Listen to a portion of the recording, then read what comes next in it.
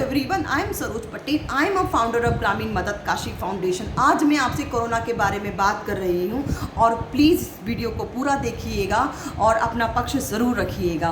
Corona जो है आप सभी को पता है कि विकराल रूप ले चुका है। हम सब कहीं ना कहीं डरे सहमे हैं, लोग अपनों को खो रहे हैं। हज़ारों लोग जो हैं वो रोज़ जो है अपनी जानें गंवा रहे हैं और कभी सोचा नहीं था कि हमें कतारों में लगना पड़ेगा अंतिम संस्कार के लिए। कभी सोचा नहीं था इसकी स्थिति इस तरह की भी आएगी। अपनों को खोना और उसके अलावा जो है वो उनके अंतिम संस्कार के लिए कतार में लगना बहुत कॉमन होता है। हम कहीं भी ऑफिस में जाते हैं, कतार में लगते हैं, कोई बुरा नहीं लगता है। लेकिन स्थिति इस तरह की आएगी कि हमें अपनों के अंतिम संस्कार के लिए कतारों में लगना पड़ेगा।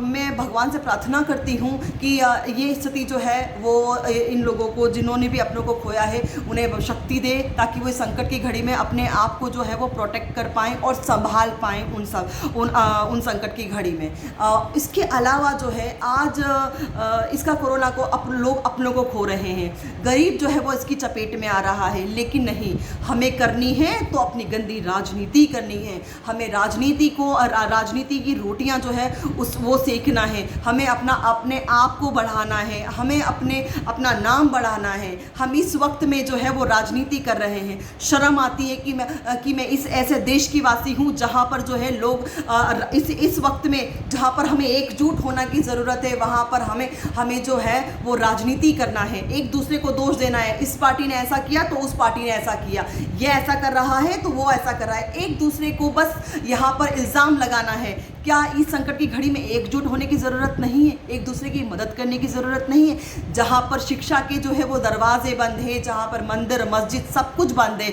गुरुद्वारे बंद है, सब कुछ बंद है, जहाँ पर कई सारे जो लोग हैं अपनी जानें गंवा रहे हैं, जहाँ पर 12 करोड़ से ज़्यादा लोगों ने अपनी जो है वो जॉब खो दिया है, कई सारे स्टार्टअप्स है वो बंद हो चुके हैं, कई सारी जो कंपनियाँ हैं वो बंद हो चुकी हैं। उसके अलावा कई सारी स्थिति से लोग सामना कर रहे हैं पिछले 1 साल से।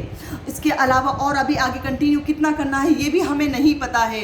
लोग भूख के मारे सुसाइड कर रहे हैं, परिवार जो है वो ख़त्म हो रहे हैं। लॉकडाउन की स्थिति फिर से आ रही है, लेकिन नहीं, हमें करना है तो गंदी राजनीति करना है। मैं मानती हूँ कहीं ना कहीं कि चुनावी रैलियाँ जो हो रही है वो बहुत बड़ी जिम्मेदार है। लोग बिना डर के मारे जो है वो राजनीति की चुनावी रैलियों में जा रहे हैं, कुंभ के मेले में जा रहे हैं। लेकिन कुंभ का मेला और चुनावी रैलियों के अलावा भी और एक हिस्सा है जो हम जो है वो अवॉइड कर रहे हैं, वो है भीड़ जो लोकल मार्केट में होती है। मैंने कई सारी जगह देखा है, भीड़ देखी है लोगों में। कोई सोशल डिस्टेंसिंग नहीं है, कोई मास्क नहीं है, कोई कोरोना का भय नहीं है, और ऐसे लोग जो है वो संक्रमित हो रहे हैं। और ऐसे लोग संक्रमित तो खुद हो रहे हैं, दूसरों को संक्रमित कर रहे हैं। उन्हें ये भी नहीं परवाह है कि आज हमारी वजह से जो है वो दूसरे लोग जो है वो अपनी जान गंवा रहे हैं। क्या हमें इतनी भी इंसानियत नहीं है? भीड़ वाले इलाके में अगर हम नहीं जाएंगे तो हमारा कुछ हो नहीं जाएगा, हम दूसरे इंसान नहीं बन जाएंगे। दूसरी एक और चीज़ कि जब शिक्षा के दरवाजे बंद है, जब मंदिर मस्जिद बंद है, जब लोग इतने घरों में बैठे हुए हैं, देश की अर्थव्यवस्था खराब है, तो क्यों नहीं चुनाव जो है वो 1 साल के लिए रोका जा सकता था? क्यों चुनावी रैलियां हो रही है 1 साल के लिए? क्या चुनाव अगर रोक दिया जाता तो क्या हमारा देश का संविधान जो है वो खतरे में आ जाता?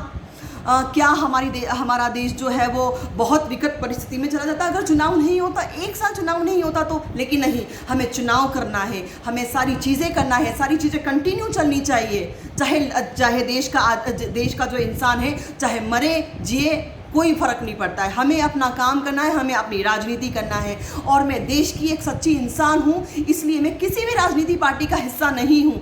इसलिए मुझे कभी भी कंपेयर ना करें कि मैं किसी राजनीतिक पार्टी का हिस्सा हूँ। इसीलिए मैं ये बात कह रही हूँ। और अगर जो सवाल पूछे जाएंगे वो सत्ता में बैठे लोगों से पूछे जाएंगे, विपक्ष में बैठने वालों को नहीं पूछे जाते हैं। विपक्ष में बैठने वालों को लोग विपक्ष में ही बिठा देते हैं। इसीलिए वे यहाँ पर जो अभी सत्ता में है, मैं उस सरकार से ये सवाल करती हूँ कि क्यों अभी जो स्थिति है आपको अभी संभालने की ज़रूरत है। हॉस्पिटल में बेड नहीं है और कई सारी ऐसी चीज़ें नहीं हैं जहाँ पर अभी आप ध्यान देने की ज़रूरत है। और केंद्र में बैठी सरकार से भी मैं रिक्वेस्ट करती हूँ कि ये कृपया इन सब चीज़ों पे भी ध्यान दें। चुनावी रैलियाँ अगर बाद में हो जाएगी तो चलेगा, चुनाव जाए भाड़ में इस वक्त। I am really sorry, I am using this word, but चुनाव को एक बार साइड में रख करके लोगों की जानों की परवाह करें, एक बार सोचें। दूसरी एक और चीज़ कि इस वक्त में आपको सबसे ज़्यादा ख्याल रखना है अपनी इम्यूनिटी का। डरे नहीं, कृपया, आई एम रियली सॉरी, मैं डराने का मेरा कोई मकसद नहीं था किसी को भी, लेकिन अपनी इम्यूनिटी का जो है वो आप ख्याल रखें। एक्सरसाइजिंग करें, आप वॉक करें, आप अच्छा जो है वो हाइजीन जो है वो खाना खाएं। लेकिन एक और चीज़ ध्यान रखें कि जो हमें नहीं करना है, क्योंकि हमारी इम्यूनिटी किन चीज़ों से वीक होती है, वो है हमारा जो ख़राब पानी पीना, गंदा पानी पीना, फास्ट फूड खाना, अनहाइजीनिक खाना खाना, अनहाइजीनिक रहना हमारा, और दूसरी चीज़ एक और कि जो प्रोसेस्ड मीट होता है वो खाना, इसके अलावा शराब सिगरेट का सेवन करना, और पैक्ड फूड खाना, जो ऑयल होता है या फिर ऐसे पैक्ड अचार होते हैं या इस तरह का कोई भी पैकिंग वाला फूड होता है वो आप नहीं खाएं। और अपने आप को जो है वो हाइड्रेट रखें ताकि आपकी जो इम्यूनिटी है वो बरकरार रहे, क्योंकि आगे अगर आपकी इम्यूनिटी वीक है तो आप कोरोना से लड़ने में आपको बहुत ज़्यादा प्रॉब्लम आएगी। इन सब चीज़ों का आप ख्याल रखें तो आप कोरोना से निश्चय ही जंग जीत पाएंगे। और प्लीज़ मेरी आप सभी से रिक्वेस्ट है कि कोरोना को आप मामूली नहीं समझें, अभी भी समय है।